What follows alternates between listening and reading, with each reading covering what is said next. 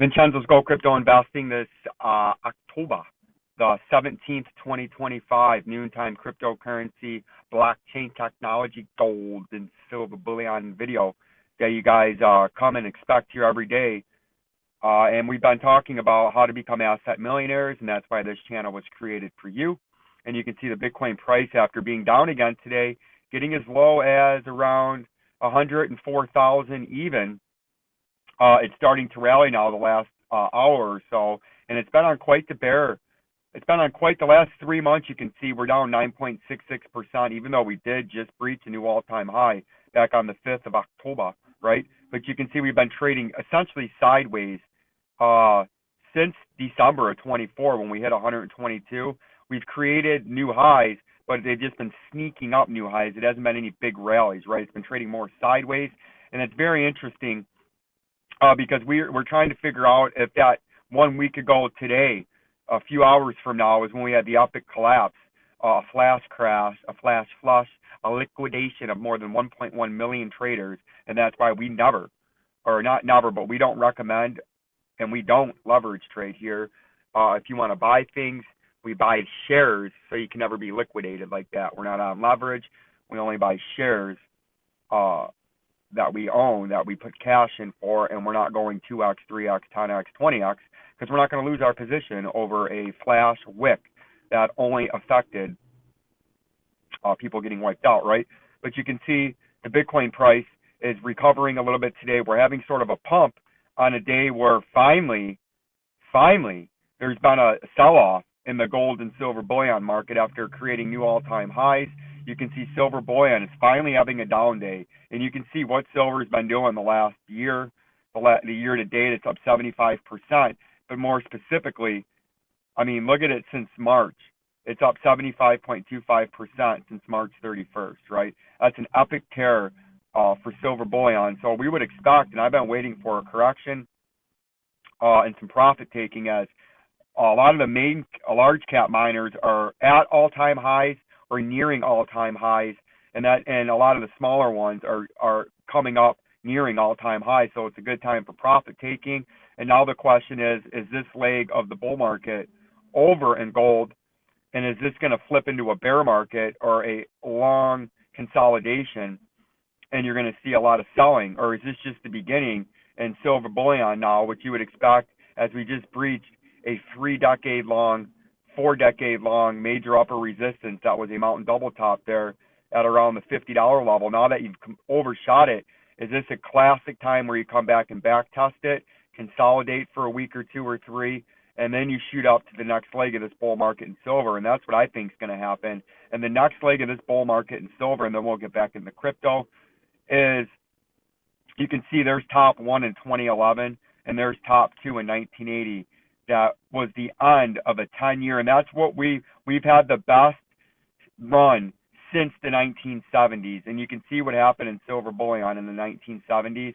They went off the gold standard in the 60s, and you can see 1970 right there. We were at about $1.70 an ounce, and at 1980, when Reagan got elected on hyperinflation, and they created a new word that was called, during inflation, and you had a stagnant economy and a depressed economy. They didn't have a word for that, so they called it stagflation, right? And you can see the price of silver bullion went up 28 times itself, from $1.25 all the way up to $50. And then it hit it again 30 years later in 2011, and now we've hit it again and finally breached it to a new all-time high. And you can see you breached that level, which was up near about $50 on the close.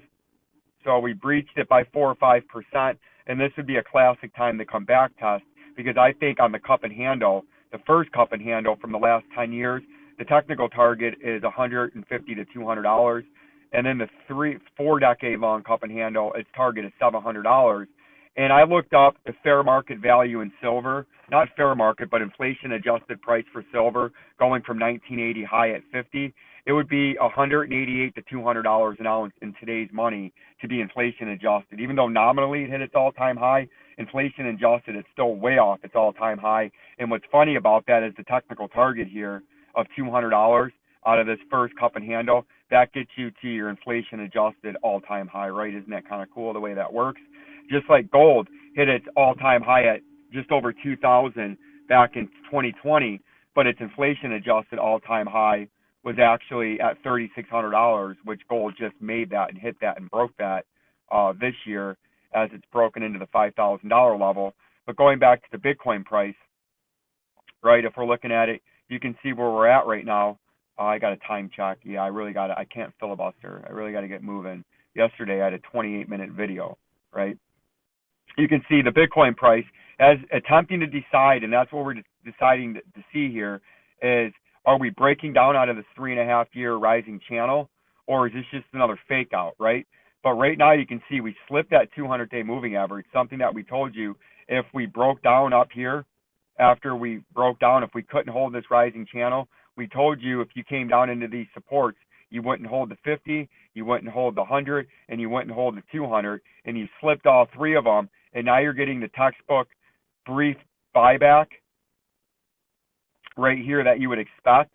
And if this goes textbook, over the next couple of days, it's going to lose it, and it's going to end up down here at that target we were talking about in the short term, which is a pattern support, pattern moving target, because if you break that, then 79,000 and 61,000 we have to be talking about, and you can see those key levels are the 50, the 100, and the 200 day in the red, blue, and green from top to bottom respectively, in the weekly time frame moving average, right? And then the daily time frame moving averages are up here like normal, where we moved the price, the little price notes, right?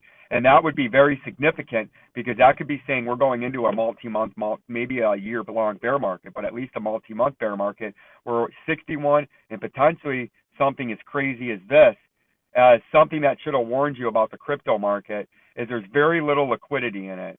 When you have stress in the crypto sphere, whether it's the ETFs, whether it's Bitcoin, whether it's Dogecoin, whether it's XDC or DGB or Algo, right? Or XRP, there's very little liquidity in it, so the price can just dump and flush and have wicks or price full movement down 50, 60, 70% in the matter of a few hours, right? It can lose all of it, and you've seen it with the FTX tokens and all that shit that happened with some of those shyster tokens and trading sites and when they went down. So that's something that we have to watch. Not saying that's going to happen, but just saying it's something that's very critical to watch. And these are the levels that we're watching. Now, if you want to get bullish and want to put that to bed for right now and leave that for another day or another year, another week, another time, you'd start to cherry back up, hold and get on top of the 200 over the weekend, and then next week start to work your way up over the 50 and the 100 and try to come back here for a new all-time high and try to re-break back into this support and resistance box. And something that's very interesting that I found, as you can see some of the rotation that's took place, the U.S. government revealed a flaw that allows the seizure of Bitcoin wallets impacting about 220, I repeat, 220,000 addresses, many of which remain active and vulnerable to theft. Short-term Bitcoin hodlers, and this is what I'm talking about, now control short-term, that means new buyers buying north of 90, north of 100, north of 110, north of $120,000, now control 44% of the realized cap, right? That's not good. That means a lot of new buyers are in there and a lot of older money starting to sell out to these new buyers at a record valuation of realized cap. The highest ever, I repeat, the highest ever. And the reason that's critical is that's old-time hodlers for 10, 15, 16, 17 years that have made the 10,000, 20x, 50x, 100 times, 1,000 times, 10,000 times your money. They're selling out to people right now. You should be paying attention to that and should at least be having that in the back of your mind. As is this a fundamental change in the market, right? That all the long-term hodlers are about to empty out to the retail at record nominations, and usually that happens right before a flush, right? A short-term Bitcoin holder now controls 44% of realized cap, the highest ever. The surge indicates increased new investment, surpassing the previous peak of 31% from 2021 bull run. A deadline is nearing for a trustee to secure an extension of these 220,000 addresses, which may release 34,000 Bitcoin worth over $3.88 billion, which would flood the market, possibly increasing selling pressure and market volatility, and that would. But that's very interesting, and that's something that we're going to continue to track to see if that gets to 50%, 60%, 70% of people that have bought within the last 5 years, because that usually signaling a market change, and a lot of people are about to take a big hurt, right? The big hurt. There used to be a baseball player called the Big Hurt because he used to hit the shit out of the ball and kill pitchers, right, and hurt them. But this could be what's going on here, so we're going to continue to track that. Not saying that that's what's going on, but it's just something that I'm paying attention to. You can see the Ethereum price is now showing a classic rounding top. It's giving you now several months here that looks like it's signaling a turnaround and a turnover in the market, right? That was a warning sign. It came back up, didn't breach the highs, the 3 prior peaks. That's a warning sign. Then it dipped down, and you can see it came right back up to upper resistance, got rejected, came back and almost double bottom. And this could be signaling a short-term reversal into a bearish trend after it went on an epic rally from about $1,500 to $5,000 to a new all-time high. And like we've been talking about, the underneath major supports, if you continue this way and you're below that megaphone neckline support up here, or resistance now at 41.73, your next move is to the 200-day, which you won't hold. Then you're going to touch on a full candle body down here at $3,491, right? And then if you can't hold that, your next move is where we have circled at the bottom part of that trading zone, and that is very plausible. And that is a major trading area because you can see there's a lot of support and a lot of resistance back here on the last attempted break up and then the eventual breakdown. So that's the target you want to watch. If you want to get bullish again, you got to hold this 200-day moving average or this top part of this green trading zone and then rally back up into this upper resistance, but get over top of it and hold it, right? So that's what's going on in the Ethereum. Let me time check. Holy shit, I got to get going. XLM, you can see, is about to have a bearish, I repeat, a bearish cross where the 50 is about, by tomorrow, the end of tomorrow, to be there, unless the price surges 50%. You're going to have a bearish cross, and then you can see it looks like it's lining up to have a golden bearish cross now as the 50-day or the 200-day moving average. Come on, the long-term moving average. This is painful. Thank you. The long-term moving average is now running parallel to slightly down, right? And that if you extrapolate this data out several more days in XLM or a week or so, you'd be looking like that, and the 200-day would be like that, and you would have a bearish cross where the 50 would get below the 200. But right now, what you're looking at here is you're below the 50-day moving average in the weekly time frame, and that's something when we were up here on this return rally that if you slip this, the most likely scenario is after some trading, you come all the way back down to the 100-day moving average in the weekly time frame, and then possibly a slight bounce up into this range.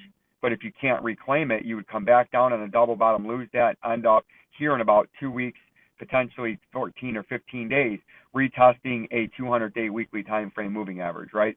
So that's something that we're going to watch out in the short term because 14 and 7 cents are possible in the future. This could be a bear market about to happen, just like what happened back here. You hit your peak, and then you went into a multi-year bear market, right? You went from 79 cents all the way down to 7 cents, right? And now you went to 62 cents, and you could come back to 7 cents or potentially lower, right? Not saying it's going to happen, but saying you should be open and have a real possibility that that could happen in the short term. If you want to reverse this in the short term, either hold the 25 cents or reverse here and get back on top of the 50-day and then start to trade up and attack these overhead short-term daily time frame moving averages, right? If we move along to the XRP is the same thing. You're just below the 50-day moving average in the daily time frame. You're about to have, right now, ding, ding, ding, ding, ding, you're actively having a bearish cross where the 50, we're going to put it below it now, is just getting below the 100-day moving average. Eventually, that could turn into a golden bearish cross where the short-term moving averages gets below the long-term 200-day moving average, right? And right now with the price, it did what we were talking about that it could do. You never know if it's going to do it, but it could do it. If it got rejected here and couldn't stay above this 255 and or the 200-day moving average, it would get rejected all the way back down to its support level at the weekly time frame 50-day moving average. And then if it can't hold that, which you can see where it worked down to, and now it's sitting just below at about 231. If you can't reclaim this and hold it, your next move to the downside is to the 177 or the 100-day moving average the 100-day moving average in the weekly time frame, and then potentially $1.28 later on, right? So this is very interesting and very important that you understand that these prices could come down, and this wick might not have just been a wick, but these wicks in the altcoins, in Bitcoin and Ethereum, are showing you how little liquidity there is. There's not a lot of money. Once the sells come in, it's just an open book to the downside, right? And that's very dangerous if you're trying to invest for the long term, right? Because a lot of your money can get wiped out in the matter of a few hours, when it would take a normal bear market in a stock a half a year to fully drain out right in a bear market, not in a matter of a few hours. So that's what we're watching in the XRP. But if you want to avoid that, you got to get back on top of this 50-day and the weekly at 233, hold that, and then start to trade up and reattack and rebuild and reforce the momentum to try to take out and take down and take down and out the 255 major upper resistance in the short term, right? Algo, same thing. You can see we're about to slip, and Algo is showing it too. We're having bearish crosses with all the moving averages. You can see we haven't updated them in a few days. You can see we had a bearish cross, a golden bearish cross now, where the 200-day or the long term is on top and the short term moving average is on the bottom. And what that does is it signifies that you've been in an extended downturn. And you can see this downturn started about June 15th. And now we're 3.5 months later, so that is an extended downturn. And that's since we've had that arrow, that the next move, if you can't get back above that 24 cents, is coming down here to 10 cents, and then potentially below that, there are more targets, but we don't have them on there, and that would be a pattern low from back fall, right before the right before Kelly. Oh, and that is very possible and plausible that you could come down there. And that is what we're watching, because if the buyers don't come back in and you don't avert this in algo and swing back and get back up on top of here like this and get on top of this critical overhead 20 cents and move up like that, you're coming down to retest the 10 cents. And then you would most likely have at least a short-term bounce, where a short-term bounce should do something at least into this range, right? That would be a short-term bounce off of this potential move to the downside. So that's what we're looking at right now. And if you're trying to make a swing trade, that would be an area that you would look at for a swing trade. Let's look at AMP, because everybody loves AMP, and then I got to let you go because I'm running out of time. AMP, unfortunately, it got a bearish confirmation yesterday where it got rejected by the 0.00312. And unfortunately, what that means is we might be coming down to the next level, which is a swing low down here at the 0.00137, and that's very depressing, because you don't want to break the all-time low, because if you break the all-time low, what can happen is you end up like this, right? And then you start to trade, and then you could have a rally like this, and then it starts to trade down. And what essentially happens is the next rally is actually from a new low, and then you make a 8x move. But if you bought anywhere above the old all-time low near the major support level that there was for 2 years, you're to only be just about breaking even again, right? So that's very interesting, and it's very depressing. But we're going to wait to see what actually happens. As we do show a track, the bare bones bottom track, we have 2 tracks that we've had highlighted on here for months. One of them does come down to that green line, but the other one bottomed out right about where it's at now. And then going into the end of the year and into the new year, it starts level off and then start to uptrend in 2026. And you can see both tracks. Doesn't mean it has to happen, but both tracks have been doing a good job, and they both show a major bull market. And the fundamentals, I think, are at least due for a much needed and a long wait, just brief pump to build excitement like these coins like to do. And I think that's what this is. To me, that's still what this is. Consolidation, first run up. Hey, everybody wake up. Second run up. Hey, we're building. Third long consolidation, and this next pump in volume is going to be the big pump in volume, and it's going to be the one that all these areas where all the smart money has been accumulating, down here, down here, down here. On this next rally that gets up here, they're going to be the ones selling, right? They're the ones buying these long accumulation zones. See this? Long accumulation zone, long accumulation zone, long accumulation zone. They're buying that, right? And they're still buying, and they're waiting for when they make the manipulated push But that's why you get ready to make the manipulated exit of your position and profit, extreme profits. Like the channel, subscribe. Peace and love. I got to get off. I'm going back from lunch. The Rock Side Bro, Jay.